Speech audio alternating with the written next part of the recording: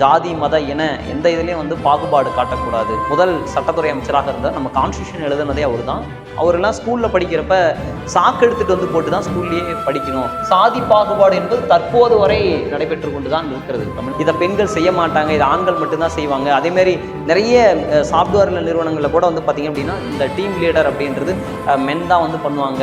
So வந்து பார்த்திங்கன்னா என்னன்னு கேட்டிங்கன்னா இனப்பாகுபாடு தான். அவர் கருப்பினத்தவர் அப்படின்னால இனப்பாகுபாடு. சவுத் ஆப்பிரிக்காவில் ஒரு பெரிய இஷ்யூவாக நடந்துச்சு. சரிங்களா, 142 கோடி வந்து இந்தியாவுடைய பாப்புலேஷன். ஸோ அதுக்கு வந்து பார்த்திங்கன்னா இதுவும் ஒரு காரணம் தான்.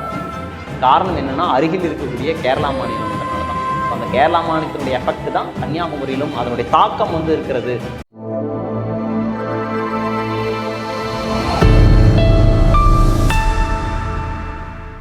ஓகே, வெல்கம் டு வெற்றிவழி பயிற்சி மையம் தருமபுரியில் இருக்குது. ஸோ எஸ்ஐ பேட்சுக்கு உண்டான கிளாஸஸ் போயிட்டுருக்கு. ஸோ கண்டினியூவாக நெக்ஸ்ட் கிளாஸஸ் வந்து பார்க்குறோம். ஸோ அதனுடைய தொடர்ச்சி. ஸோ நம்ம 6th புக்கில் ஃபஸ்ட் டைமில் இருக்கக்கூடிய செகண்ட் டாபிக் நேம் வந்து சமத்துவம் பெறுதல் அப்படின்றது தான் டாபிக் நேம். சமத்துவம் என்பது என்ன அப்படின்னு கேட்டிங்கன்னா அனைவருக்கும் சமமான சமத்துவம் பெறுவது தான் சமத்துவம். அது எப்படி சார் அப்படின்னு கேட்டிங்கன்னா நான் முன்னாடி நம்ம இந்தியன் கான்ஸ்டியூஷன் எடுத்துட்டிங்கன்னா ஆர்டிகல் 14 and 15 15 இதை தான் சொல்லுது. ஸோ ஜாதி மத இன எந்த இதுலேயும் வந்து பாகுபாடு காட்டக்கூடாது அப்படின்றது தான். இப்போ அனைவருக்கும் சமமான சமத்துவம் அப்படின்றது வந்து இருக்குது. இன்றைக்கி நம்ம வந்து கோயில்களுக்கு வந்து போகிறோம் அப்படின்னா முன்னாடியெல்லாம் ஒரு காலத்தில் தாழ்த்தப்பட்டவர்களுக்கெல்லாம் அந்த மாதிரி கோயிலுக்குள்ளே நுழையக்கூடாது அப்படின்னு அதற்காக போராட்டம்லாம் நடைபெற்றது. இது வந்து பார்த்திங்கன்னா அயோத்திதாச பண்டிதர் கூட உங்களுக்கு வந்து பார்த்திங்கன்னா அவருடைய வந்து பார்த்திங்க அப்படின்னா அத்வைதானத சபா அப்படின்ற ஒரு அமைப்பை வந்து ஆரம்பித்து தாழ்த்தப்பட்டவர்கள் இந்த மாதிரி கோயிலுக்குள்ள வந்து நுழையணும் அப்படின்றதுக்காக கொண்டு வரப்பட்ட ஒரு அமைப்பு தான் அத்வைதானத சபா. அதனை தொடர்ச்சியாக நமக்கு வந்து பார்த்தீங்கன்னா பெரியார் அவர்கள் கேரளத்தில் 1924 வைக்கம் அப்படின்ற இடத்துல ஆலய நுழைய போராட்டத்தை வந்து நடத்தி, அதாவது அங்கே தாழ்த்தப்பட்டவர்கள் அந்த கோயிலுக்கு. ஸோ இதே டாக்டர் B.R. அம்பேத்கர் அவர்கள் இந்தியாவினுடைய முதல் சட்டத்துறை அமைச்சராக இருந்தார். நம்ம கான்ஸ்டியூஷன் எழுதுனதே அவர் தான். ஸோ வந்து பார்த்திங்க அப்படின்னா அப்பேற்பட்டவரும் வந்து தாழ்த்தப்பட்டவர்களில் வந்தவர் தான். ஸோ நமக்கு வந்து பார்த்திங்கன்னா சமமான சமத்துவம் வந்து கிடைக்கணும். அவரெல்லாம் ஸ்கூலில் படிக்கிறப்ப சாக்கு எடுத்துகிட்டு வந்து போட்டு தான் ஸ்கூல்லேயே படிக்கணும். அப்போ வந்து பார்த்திங்கன்னா பார்ப்பனர் அல்லாதவர், அதாவது வந்து பார்த்திங்க அப்படின்னா உயர்ந்த ஜாதி தாழ்ந்த ஜாதி அப்படின்ற பாகுபாடு ரொம்ப கொடுமையாக இருந்தது. ஏன் இதே கேரளா என்று சொல்லக்கூடிய திருவிதாங்கூரில், முன்னாடி அதனுடைய பெயர் திருவிதாங்கூர், அங்கேயும் சாதி பாகுபாடு ரொம்ப கொடுமையாக இருந்துச்சு. ஏன் இப்போ நமக்கு வந்து பார்த்திங்க அப்படின்னா அதனுடைய ரிலேட்டட் தான் இது எல்லாமே. ஸோ சமத்துவம் நம்ம தற்போதைய கவர்மெண்ட் எடுத்துட்டிங்க அப்படின்னா திராவிட மாடல் அரசு வந்து பெரியாருடைய பிறந்தநாளை சமூக நீதி நாளாக செப்டம்பர் 17 அறிவித்தாங்க. அதே மாதிரி டாக்டர் B.R. அம்பேத்கர் அவர்கள் பிறந்த நாளை, என்னைக்கு பிறந்தார் அம்பேத்கர் அவர்கள்? ஏப்ரல் 14. ஸோ அந்த தேதியை சமத்துவ தினமாக தற்போதைய அரசு அறிவித்தாங்க. ஸோ பெரியார் டாக்டர் அம்பேத்கர் அவர்கள் பிறந்த தினமான ஏப்ரல் 14 சமத்துவ தினமாக 2021 அறிவித்தாங்க. சரிங்களா, 2021 அறிவித்தாங்க. ஸோ அவருடைய பிறந்தநாள் அப்போ நமக்கு வந்து பார்த்திங்கன்னா அனைவருக்கும் சமமான சமத்துவம் வந்து பெற வேண்டும் அப்படின்றதுக்காக அரசு வந்து அறிவித்தாங்க. ஸோ வந்து பார்த்திங்க அப்படின்னா இதுதான் வந்து சமத்துவம் அப்படின்ற டாப்பிக்கில் உங்களுக்கு கொடுத்துருப்பாங்க. ஸோ பாகுபாடு, இதை பாகுபாடு அப்படின்னா பார்ஷியாலிட்டி. ஸோ என்னென்ன பாகுபாடெல்லாம், இந்த சாதி பாகுபாடு, மத பாகுபாடு, பாலின பாகுபாடு அப்படின்னு நமக்கு வந்து புக்ஸில் வந்து கொடுத்துருக்காங்க. சாதி பாகுபாடு என்பது தற்போது வரை நடைபெற்று கொண்டு தான் இருக்கிறது தமிழ்நாட்டில். மற்ற மாநிலங்களிலும் கூட இது தொடர்ச்சியாக இருக்குது. ரீசெண்டாக கூட நீங்கள் நியூஸ் பேப்பரில் பார்த்துருப்பீங்க. நமக்கு வந்து பார்த்திங்க அப்படின்னா இதே திருநெல்வேலி மாவட்டத்தில் இருக்கக்கூடிய நாங்குநேரி அப்படின்ற இடத்துல 11ஆம் வகுப்பு மாணவன் இந்த மாதிரி சாதி பாகுபாடெல்லாம் அருவாள் எடுத்து வெட்டினது இருக்குது. அதற்காக கமிட்டி கூட அமைச்சாங்க. K. சந்துரு அப்படின்ற தலைமையில் கமிட்டி வந்து ஃபார்ம் பண்ணாங்க. ஸோ அப்போ வந்து சாதி பாகுபாடு வந்து இருக்கிறது. அதாவது வர்ணாசிரமம் அப்படின்றது அப்பையிலேருந்தே இருக்குது, நம்ம படிச்சிருப்போம். ஸோ வந்து மகாபாரதத்தில் கூட அந்த வர்ணாசிரமம் வந்து பார்த்திங்க அப்படின்னா தலை அப்படின்னா பிராமின், ஸோ வந்து பார்த்திங்க அப்படின்னா மார்புனா சத்திரியன், இடைப்பகுதி என்றால் வைசியர், கால்பகுதி என்றால் சூத்திரர் அப்படின்ற அந்த வர்ணாசிரம பாகுபாடு அப்படின்றது அப்பையிலேருந்தே இருந்திருக்கு. சாதி பாகுபாடு அப்படின்னு வந்து சொல்கிறாங்க. ஸோ நமக்கு வந்து அதெல்லாம் தாண்டி இன்றைக்கி வந்து பார்த்திங்க அப்படின்னா நமக்கு வந்து அந்த சாதி பாகுபாடெல்லாம் கிடையாது அப்படின்ட்டு இன்னும் சில கிராமங்களில் அதெல்லாம் இருந்துகிட்டு தான் இருக்குது. ஸோ அடுத்து வந்து பார்த்திங்கன்னா மத பாகுபாடு. ஸோ நான் முன்னாடியே சொன்னேன், இந்தியாவே வந்து பார்த்திங்கன்னா ஒரு வேற்றுமை ஒற்றுமை கொண்ட நாடு, மதசார்பற்ற நாடு அப்படின்னு இருந்தால் கூட நமக்கு வந்து பார்த்திங்க அப்படின்னா மதத்தை சார்ந்த சில பேர் வந்து பண்ணிக்கிட்டு தான் இருக்காங்க, நமக்கே தெரியும். ஸோ வந்து பார்த்திங்க அப்படின்னா அப்போ அது மத பாகுபாடு. ஸோ நம்ம முன்னாடியே சொன்ன நிறைய மதங்கள் இந்தியாவில் வந்து இருக்காங்க. ஸோ அதுதான் வந்து சொல்லியிருக்காங்க. அதில் மெஜாரிட்டி இந்து மதம் தான், 70% வந்து மேலே இருக்காங்க. ஸோ இதான் வந்து பார்த்திங்கன்னா, ஆனால் நம்ம கான்ஸ்டியூஷன் படி இந்தியா ஒரு மதசார்பற்ற நாடு. அப்போ மத பாகுபாடு. ஸோ வந்து முஸ்லீம்ஸ் இருக்காங்க, ஸோ கிறிஸ்டின்ஸ் இருக்காங்க, ஸோ இந்த மாதிரி எல்லாம் வந்து பார்த்திங்கன்னா சீக்கியர்கள் இருக்காங்க, இவங்கெல்லாம் மைனாரிட்டிஸில் வருவாங்க. அதுதான் வந்து சொல்லியிருக்காங்க. ஸோ மத பாகுபாடு. அடுத்து வந்து பார்த்திங்கன்னா பாலின பாகுபாடு. நமக்கு வந்து பார்த்திங்க அப்படின்னா பாலின பாகுபாடு அப்படின்றது இன்னமும் நடந்துக்கிட்டு தான் இருக்குது. நிறைய இடங்களில் இதை பெண்கள் செய்ய மாட்டாங்க, இதை ஆண்கள் மட்டும்தான் செய்வாங்க. அதேமாரி நிறைய சாஃப்ட்வேர் நிறுவனங்களில் கூட வந்து பார்த்திங்க அப்படின்னா இந்த டீம் லீடர் அப்படின்றது மென் தான் வந்து பண்ணுவாங்க. ஸோ வந்து உமன் பண்ண மாட்டாங்க. ஏன் இப்போ நமக்கு ரீசெண்டாக 2022 வந்து பார்த்திங்க அப்படின்னா ஆண்களுக்கு நிகராக கிரிக்கெட் வீரர்களுக்கு நமக்கு வந்து தெரியும். ஸோ வந்து பார்த்திங்க அப்படின்னா பிசிசிஐன்னு சொல்லுவாங்க. அந்த கிரிக்கெட் நிறுவனத்தினுடைய அமைப்பு வந்து ஆண்களுக்கு நிகராக விளையாடக்கூடிய சம்பளத்தை பெண் வீரர்களுக்கும் வழங்க வேண்டும் அப்படின்னு சொல்லி 2022 தான் கொடுத்தாங்க. அப்போ அதற்கு முன்னாடியெல்லாம் அப்படி தான் இருந்துச்சான்னா ஆமாம் இருந்துச்சு. இன்னமும் நம்ம தமிழ்நாட்டில் அதெல்லாம் இருக்குது. நீங்கள் பார்த்துருப்பீங்க, இன்றைக்கி வந்து ஒரு சிவில் கன்ஸ்ட்ரக்ஷன் கட்டட ஒர்க் வேலை நடக்குது அப்படின்னா அதில் மென்னுக்கு வந்து பார்த்திங்க அப்படின்னா சேலரி வந்து ஒரு 1900 கொடுப்பாங்க. அது டிஸ்ட்ரிக்ட் வேரி ஆகும். அதே வந்து சிட்டால் அப்படின்னு சொல்லுவாங்க, அவங்களுக்கு வந்து பார்த்திங்கன்னா ஒரு 400 ஒரு 450 வரைக்கும் தருவாங்க. அப்போ இதுதான் வந்து பாகுபாடு தான் பாலின பாகுபாடு. அப்போ ஆண்களுக்கு ஒரு சம்பளம், பெண்களுக்கு ஒரு சம்பளம் அப்படின்ட்டு தான் நம்ம DPSP director of state policy அரசு நெறிமுறை கோட்பாடுகளில் ஆணும் பெண்ணும் வந்து பார்த்திங்கன்னா சம ஊதிய சட்டம் 1976 கொண்டு வரப்பட்டது. சம ஊதிய சட்டம் அப்படின்றது நம்ம கான்ஸ்டியூஷனில் சொல்லப்பட்டிருக்கு. ஆர்டிகல் 39 சப்கிளாஸ் டி இதை தான் சொல்கிறாங்க. ஆணுக்கு பெண்ணுக்கும் இருபாலருக்கும் சம ஊதிய சட்டம் 76 ஆர்டிகல் 39 சப்கிளாஸ் டியிலே இதை தான் சொல்லியிருக்காங்க. இன்னைக்கு உலகிலேயே ஆணுக்கும் பெண்ணுக்கும் சமமான சம்பளம் வழங்கக்கூடிய நாடு பட்டியலில் ஐஸ்லாந்து நாடு முதல் நாட்டில் இருக்குது. இதான் பாலின பாகுபாடு அப்படின்னு சொல்கிறாங்க. அப்போ நம்ம இதில் எடுத்துட்டிங்க அப்படின்னா வந்து மன்ரேகா மகாத்மா காந்திய தேசிய ஊரக வேலைவாய்ப்பு திட்டம் 2005 கொண்டு வரப்பட்டது. இந்த திட்டத்தில் வந்து பார்த்திங்கன்னா ஆணுக்கும் பெண்ணுக்கும் சம ஊதியம் தான். நாமளே பார்த்துட்ருக்கோம். வந்து பார்த்திங்க அப்படின்னா 100 நாள் வேலைவாய்ப்பு திட்டம் அப்படின்னு சொல்லுவாங்க. இதில் ஆணுக்கும் பெண்ணுக்கும் சம ஊதியம் தான். நாமளே பார்த்துருப்போம் இது, சரிங்களா? ஸோ அப்போ வந்து பார்த்திங்கன்னா ஆணுக்கும் பெண்ணுக்கும் ஒரே மாதிரி சம்பளம் வழங்கக்கூடிய திட்டம் தான் மகாத்மா காந்தி தேசிய ஊரக வேலைவாய்ப்பு திட்டம் அப்படின்றது. ஸோ இதுதான் வந்து பாலின பாகுபாடு அப்படின்னு சொல்கிறாங்க, சரிங்களா? ஸோ நமக்கு வந்து பார்த்திங்கன்னா இப்போ ஜென்ரல் இன்ஈக்குவாலிட்டி இண்டெக்ஸ், அதாவது வந்து பார்த்திங்கன்னா பாலின சமத்துவமின்மைன்னு சொல்லுவாங்க.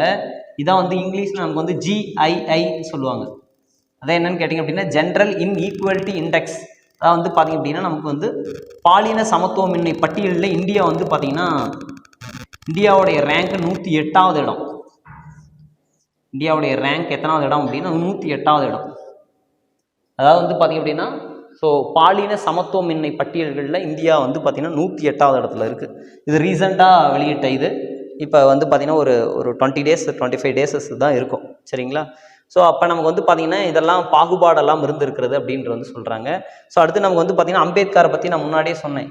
வந்து பார்த்திங்கன்னா அவருடைய பிறந்தநாள் தான் சமத்துவ தினமாக அறிவிச்சாங்க. அடுத்து வந்து பார்த்திங்கன்னா நமக்கு வந்து இனப்பாகுபாடு அப்படின்றது இருக்குது, அப்பையிலேருந்தே இருக்குது. நமக்கு வந்து பார்த்திங்கன்னா மகாத்மா காந்தி கூட சவுத் ஆப்பிரிக்காவுக்கு வந்து பார்த்திங்க அப்படின்னா அங்கே போயிருந்திருப்பார். அப்போ வந்து அவர் ட்ரெயினில் போகிறப்ப அந்த ஃபீட்டர் மெரிட் ஸ்பெக் அப்படின்ற இடத்துல வந்து பார்த்திங்க அப்படின்னா அவரை இறக்கி விட்டுருவாங்க. ஸோ வந்து பார்த்திங்கன்னா என்னன்னு கேட்டிங்கன்னா இனப்பாகுபாடு தான். அவர் கருப்பினத்தவர் அப்படின்றனால இனப்பாகுபாடு. இது சவுத் ஆப்பிரிக்காவில் ஒரு பெரிய இஷ்யூவாக நடந்துச்சு. ஸோ நெல்சன் மண்டேலா கருப்பின தலைவராக இருந்திருப்பார். 27 ஆண்டுகள் சிறையிலிருந்து 1990 தான் அவர் சிறையிலேருந்து வெளியே வராரு. ஸோ அப்புறம் வந்து பார்த்திங்கன்னா சவுத் ஆப்பிரிக்கா காங்கிரஸ் அப்படின்ற ஒரு கட்சியை தொடங்கி பின்னாடி அவர் தான் சவுத் ஆப்பிரிக்காவுடைய அதிபராக வந்து ஆனார். அப்போ அந்த இனப்பாகுபாடுக்கு முற்றுப்புள்ளி வைத்தவர் யார் அப்படின்னு கேட்டிங்கன்னா நெல்சன் மண்டேலா தான். ஸோ அப்போ பல்வேறு பாகுபாடு இருக்கிறது. ஸோ மத பாகுபாடு, சாதி பாகுபாடு, இனப்பாகுபாடு அப்படின்னு பல பாகுபாடுகள் இருக்குது. பாலின பாகுபாடு அப்படின்றது எல்லாமே இருக்குது, சரிங்களா? Okay, right. ஸோ அடுத்து நமக்கு வந்து பார்த்திங்க அப்படின்னா அதுதான் நம்ம சொல்லியிருக்கோம் இங்கே நெல்சன் மண்டேலா. அடுத்து நமக்கு வந்து பார்த்திங்கன்னா எழுத்தறி விகிதம் அப்படின்ற நமக்கு வந்து இதே டாப்பிக்கில் நமக்கு வந்து கொடுத்துருக்காங்க. இன்றைக்கி நமக்கு வந்து பார்த்திங்கன்னா தமிழக அரசு, தற்போதைய அரசு எழுத்தறிவுக்காக நிறைய விஷயங்கள் பண்ணியிருக்காங்க. இன்றைக்கி இந்தியாவிலேயே வந்து பார்த்திங்கன்னா உயர்கல்வி அதிகமாக படிக்கக்கூடிய ஒரே மாநிலம் தமிழ்நாடு தான். 51% வந்து இருக்காங்க. கேரளா விட நாம் தான் அதிகம். ஆனால் ஓவரால் லிட்ரேச்சர் ரேஷியோ எழுத்தறி விகிதத்தில் கேரளா தான் முதல் மாநிலம். பட் உயர்கல்வி ஹையர் எஜுகேஷனில் வந்து பார்த்திங்க அப்படின்னா தமிழ்நாடு தான் முதல் மாநிலமாக இருக்கிறது. ஸோ வந்து பார்த்திங்க அப்படின்னா அதற்காக நிறைய திட்டங்கள் பள்ளிக்கல்வித்துறை வந்து இன்றைக்கி நமக்கு வந்து எக்கனாமிக்ஸ்லேயே ஜிடிபியில் 3% ஹெல்த்தை விட எஜுகேஷனுக்கு தான் அதிகமாக கொடுக்குறாங்க. தற்போது திட்டங்கள் வந்து பார்த்திங்கன்னா மூலராமர்தம் திருமண உதவி திட்டத்தை பெண் கல்வியை ஊக்குவிடுத்தும் விதமாக அது புதுமை பெண் திட்டம் அப்படின்னு அறிவிச்சாங்க. தற்போதைய கவர்மெண்ட் வந்து பண்ணாங்க. அதே மாதிரி ஆண்களுக்கும் வந்து உங்களுக்கு தெரியும், அந்த புதுமை பெண் திட்டம் என்பது அரசு பள்ளியில் படித்த 6ஆம் வகுப்பிலிருந்து 12ஆம் வகுப்பு வரைக்கும் படித்த பெண்களுக்கு அந்த புதுமை பெண் திட்டத்தில் மாதந்தோறும் 1000 ரூபாய், அது இன்ஜினியரிங்காக இருக்கட்டும், மெடிக்கலாக இருக்கட்டும், ஆர்ட்ஸ் அண்ட் சயின்ஸாக இருக்கட்டும், எதுவாக இருந்தாலும் சரி, அது ப்ரைவேட் காலேஜஸ் ஆர் கவர்மெண்ட் காலேஜஸில் எதுவாக இருந்தாலும் மாதந்தோறும் 1000 ரூபாய் அப்படின்ற ஒரு நல்ல திட்டம். ஸோ பெண்களுக்கு உண்டான எழுத்தறிவிகத்தை ஊக்கும் விதமாக, ஏன்னு கேட்டிங்கன்னா நமக்கு 2011 சென்சஸ் என்ன சொல்லுது அப்படின்னா நம்ம பார்த்தாவே தெரியும். ஸோ இந்தியாவுடைய எழுத்தறிவு விகிதம் 74.04% அப்படின்றது 2011 சென்சஸ் சொல்லுது. இதில் வந்து பார்த்திங்கன்னா மென் அப்படின்றது எவ்வளோ பர்சன்டேஜ் அப்படின்னா 82% மென் அப்படின்றது. உமன் அப்படின்னுடைய சதவீதம் வந்து பார்த்திங்க அப்படின்னா உங்களுக்கு 65%. அப்போ ஏன் இந்த பாகுபாடு? ஆண்கள் வந்து 82வும் பெண்கள் வந்து 65. இது 1951 டேட்டா என்ன சொல்லுது அப்படின்னா, ஆண்கள் 4 ஒரு பங்கு படித்தவர்களாகவும் பெண்கள் 12 ஒரு பங்கு படித்தவர்களாகவும் 1951 சுதந்திரத்துக்கு அப்புறம் நம்ம வந்து இருந்துச்சு. அப்போ படிப்படியாக மாறி இன்னமும் 2011 சென்சஸ் என்ன சொல்லுது அப்படின்னா, ஆண்கள் தான் அதிகமாக 82%, பெண்கள் 65% அப்படின்றது வந்து இருக்குது. ஏன்னா நிறைய கிராமங்களில் பெண்கள் படித்தா போதும், படிக்கிற வரைக்கும் போதும், அதுக்கப்புறம் கல்யாணம் பண்ணி கொடுத்தாலும் நிறைய கிராமங்களில் இருக்குது.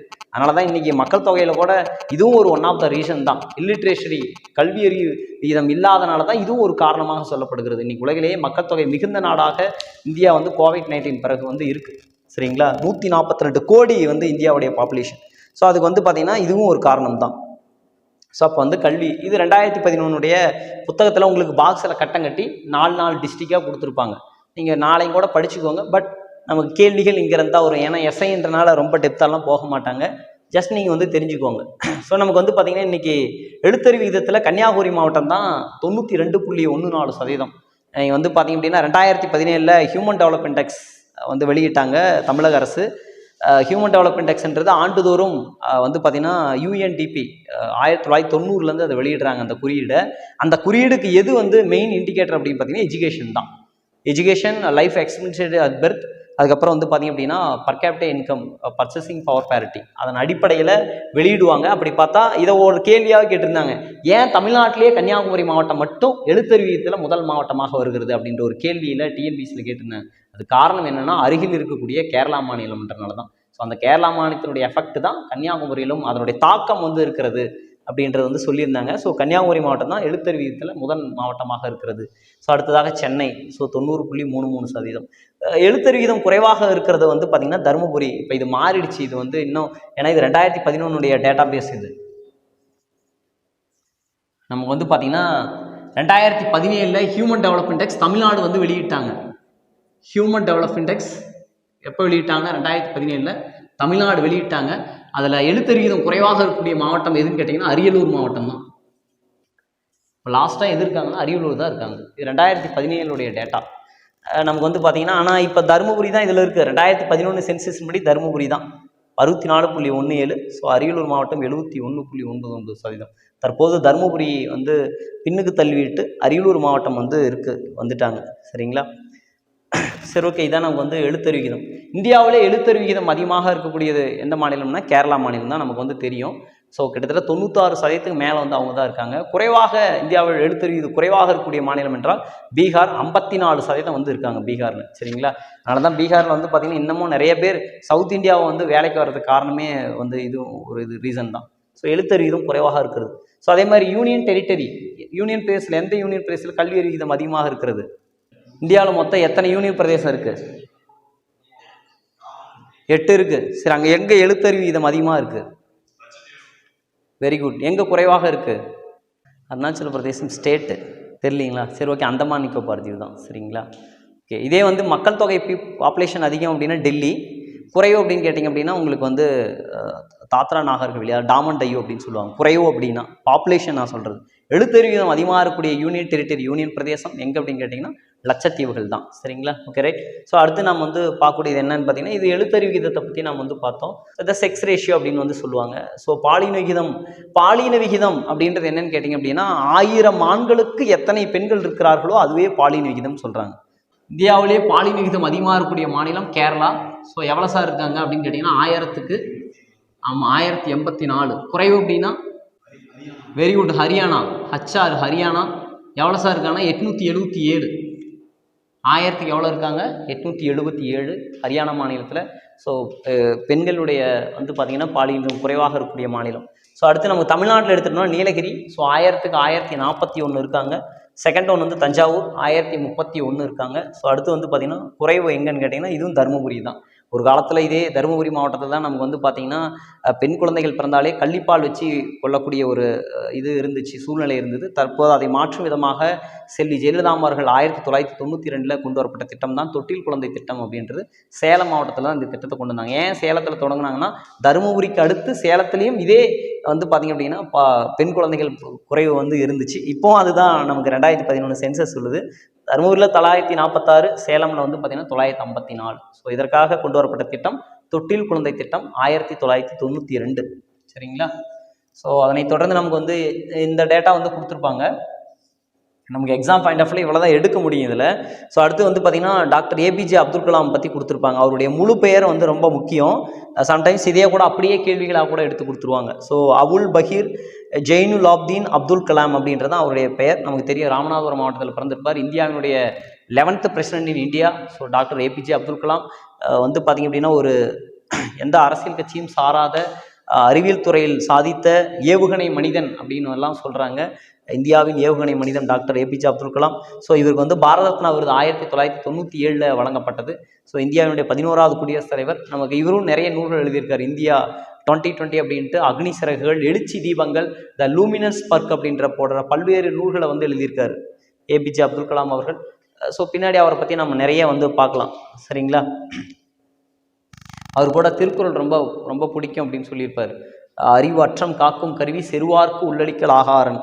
அப்போ வந்து பார்த்திங்க அப்படின்னா அறிவுன்றது ரொம்ப முக்கியம், படிப்பு வந்து ரொம்ப முக்கியம் அப்படின்னு சொல்லியிருப்பார்.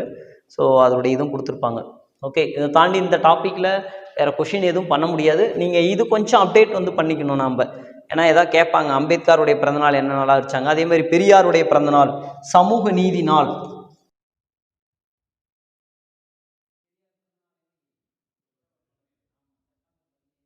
1879 பிறந்திருப்பார்.